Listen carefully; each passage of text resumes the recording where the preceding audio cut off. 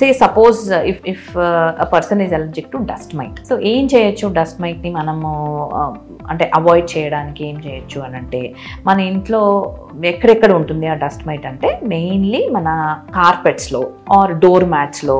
So carpets ఉన్న వాళ్ళ carpet బాగా, if you're really allergic to ఆ డస్ట్ మైట్కి అలర్జీ బాగా ఉంది అంటే కనుక కార్పెట్స్ ఏమీ లేకుండా చూసుకోవాలి. సాఫ్ట్ టాయ్స్ ఏమైనా ఉంటే అవన్నీ తీసేయాలి. And door mats and curtains, మన బెడ్షీట్స్ అండ్ బ్లాంకెట్స్, ఎవరు ఆ పర్సన్ వాడే బెడ్షీట్స్ బ్లాంకెట్స్ ఇవన్నీ కూడా ఫ్రీక్వెంట్గా వాష్ చేస్తూ ఉండాలి. 1 వీక్ ఒకసారి హాట్ వాటర్లో, మోర్ దాన్ 60 to 70 డిగ్రీ ఉన్న టెంపరేచర్ ఉన్న వాటర్లో అవి ఫ్రీక్వెంట్గా వాష్ చేస్తూ ఉన్నా కూడా డస్ట్ మైట్ అనేది చచ్చిపోతూ ఉంటుంది. సో అలానే కర్టన్స్, ఈ బాగా పెద్ద కర్టన్స్ ఉన్నాయి అవి తీలేము అనుకుంటే కనుక వాక్యూమింగ్ చేస్తూ ఉండాలి, ఫ్రీక్వెంట్గా వాక్యూమింగ్ చేస్తూ ఉండాలి. అలానే ఏమన్నా వాళ్ళ ఇంట్లో సోఫా సెట్లు కానీ కౌచ్లు కానీ ఫ్యాబ్రిక్తో చేసిన ఉంటే కనుక అవి 100% వాటిని కూడా ఫ్రీక్వెంట్గా వాక్యూమ్ చేస్తూ ఉండాలి. ఆల్సో మనం ఇంట్లో కామన్గా రోజు డస్టింగ్, వాటి మీద దుమ్ము వీటి మీద దుమ్ము అలా డస్టింగ్ కామన్గా చేస్తూ ఉంటారు కదా. సో వాళ్ళ ఇంట్లో ఎవరికైనా కూడా అలర్జీ ఉంటే కనుక అలా డస్టింగ్ డ్రై క్లాత్తో చేయకుండా వెట్ మాపింగ్ అనేది,